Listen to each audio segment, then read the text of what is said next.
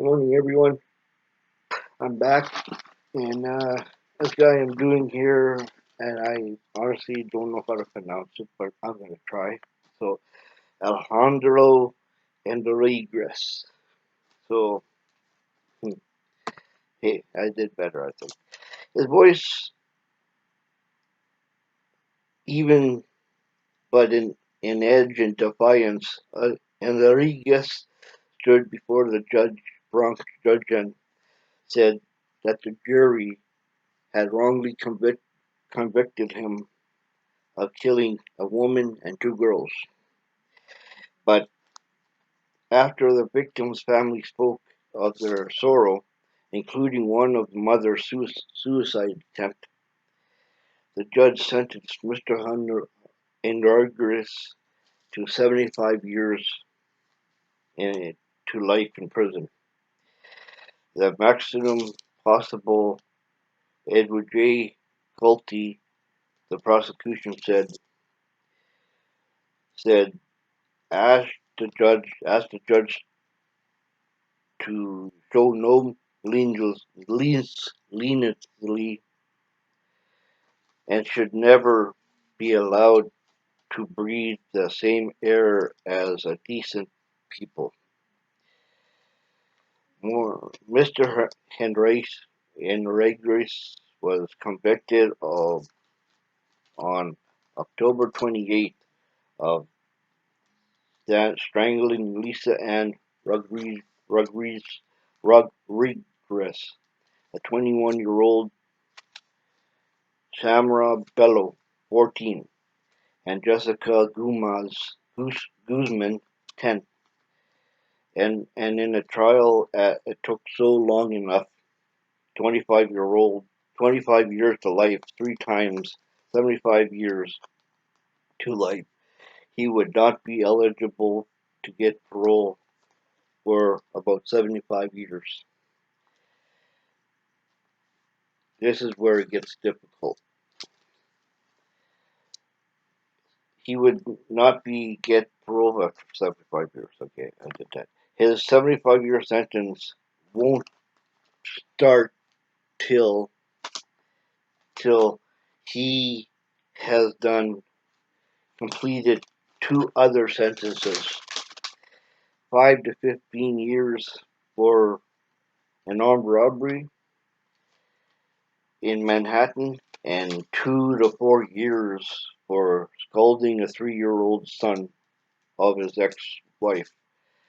After those two sentences are done, then he's going to start doing 75 years in prison. So,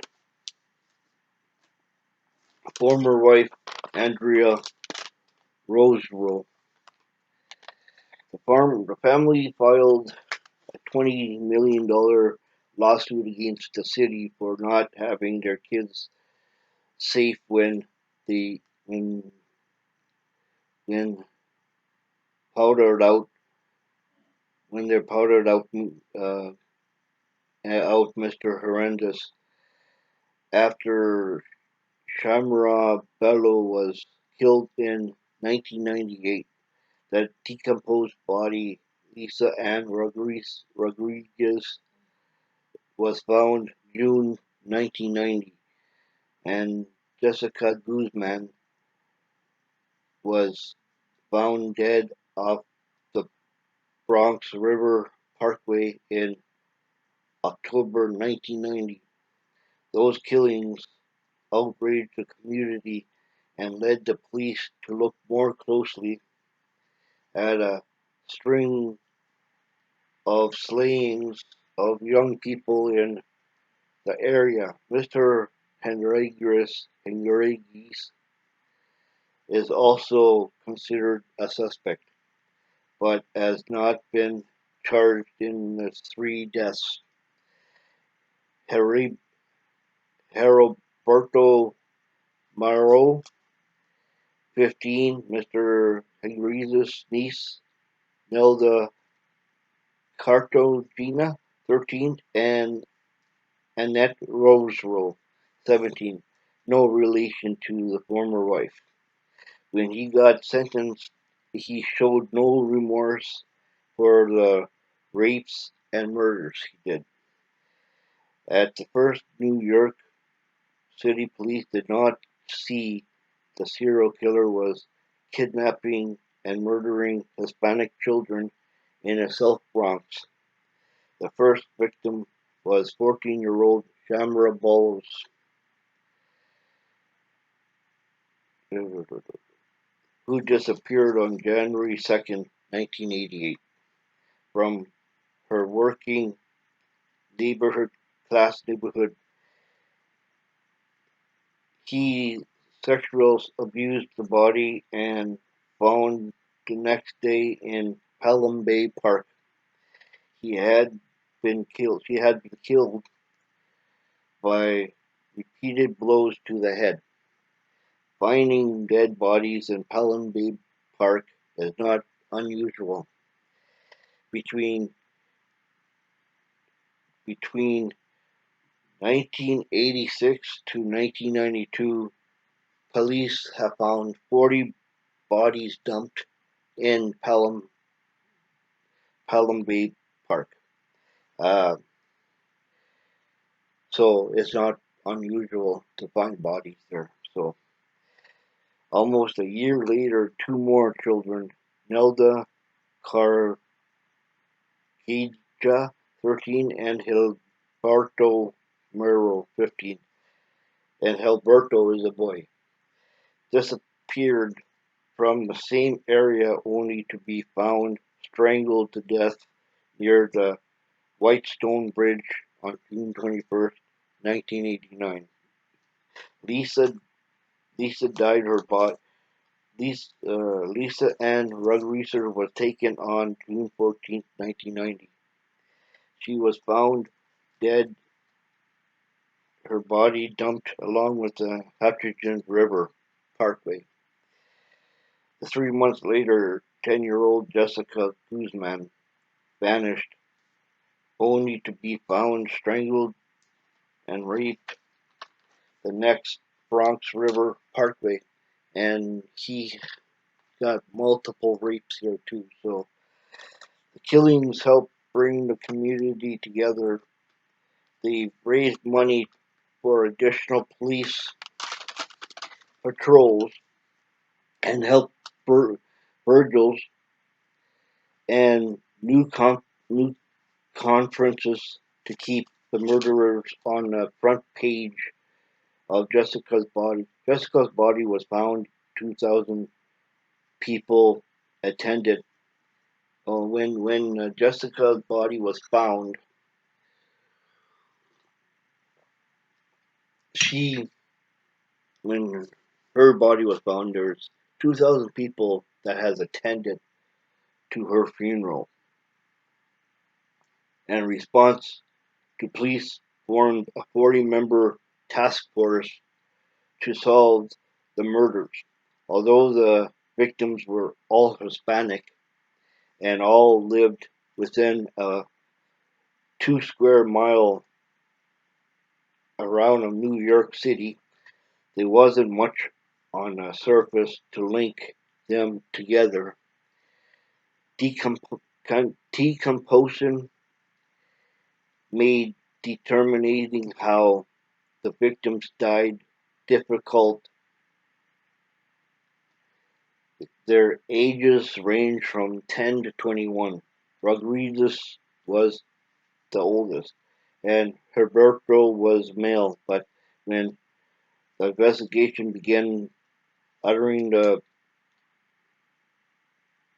hires together, people together, he, he became convinced that there is a serial killer running loose, and their investigation began to focus on one common denominator: Alejandro Henriquez. Rodriguez, who apparent live was a parent of lively cab company. He was working there, in their had had his ties to each of those victims. He dated Lisa and Rodriguez. He was Natalia Cargani's uncle. He knew Shana Bezlo. He was one of the last persons seen with Jessica Guzman. He was dating a woman where daughter was one of Jessica's close friends. Almost immediately after Jessica failed to return to home to dinner, Henriquez came under suspicion despite of his participation in search parties and candlelight prayer vigils. He he was cooperative when questions being by police when they were disturbed by his response. Some of their questions, Henriquez was also more than curious about the effectiveness. This is what you call one sick motherfucker. Of their bloodhounds were using to try to find clues to recount it. He's re- re- regressed to the young friend to follow the tracks, dog, and report, but it had found promptly to suspect status to elevate the status from the person of interest to suspect. He was a person of interest first, then he became a suspect. When they looked into the background of the suspicion of were confirmed. Rodriguez at first denied knowing 21-year-old Lisa Rodriguez, but when confronted with pictures of Rodriguez and asked about the date they had, he admitted knowing her and claimed he never saw her after the date.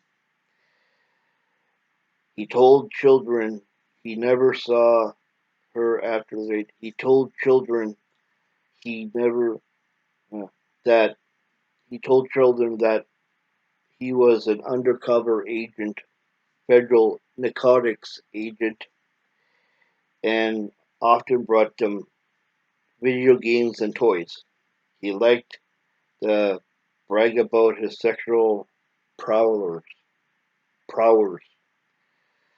Officials told the media detectives Erin Silverman and Gus Pappy served as a chief investigation of the case. The evidence against him was longly circumstantial. However, I, he lived with this case every day and every night. Earn later told the New York Daily News he checked out Alex from the day he was in his mother's womb. Gus and I went into everything in the whole life. It was that detailed investigation that cracked the case open.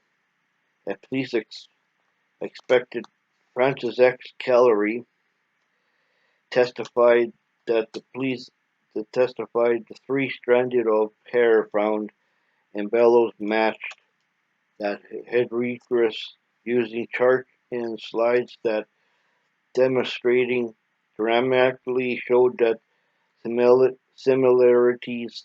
He also said that fibers found in three victims matched those in a vacuum cleaner in, in his apartment or on a spool of red thread.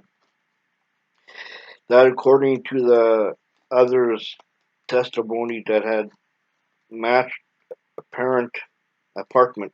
Most damning to was he attempted to have his nephew make these phone calls to the media saying he was the killer and that he was the killer, the nephew John, and testified that discuss and he makes sure his voice is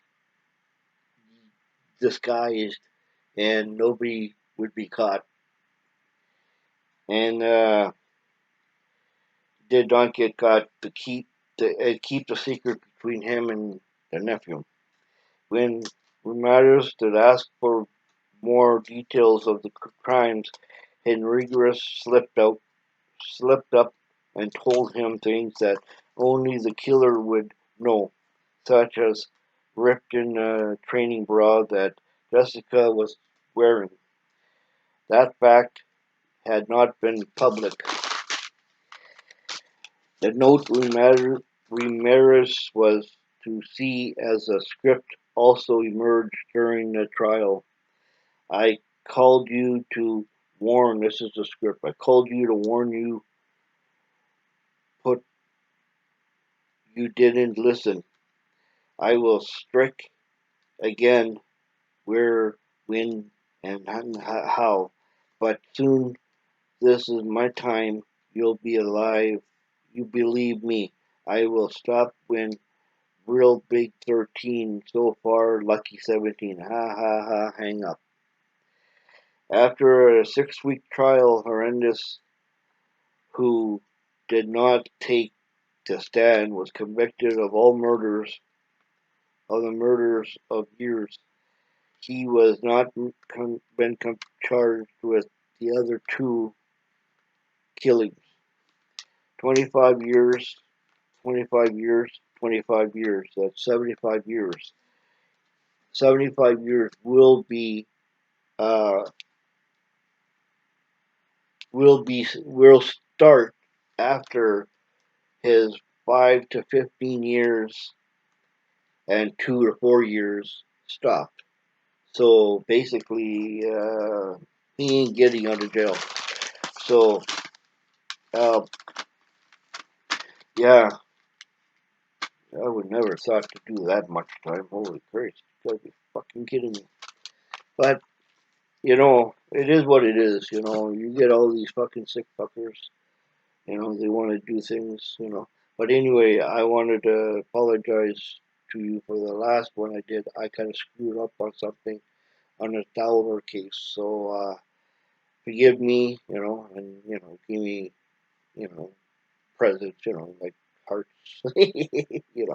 But yeah, I screwed up. I apologize. So you guys have a good morning, and oh, now it's afternoon. So you guys have a good afternoon.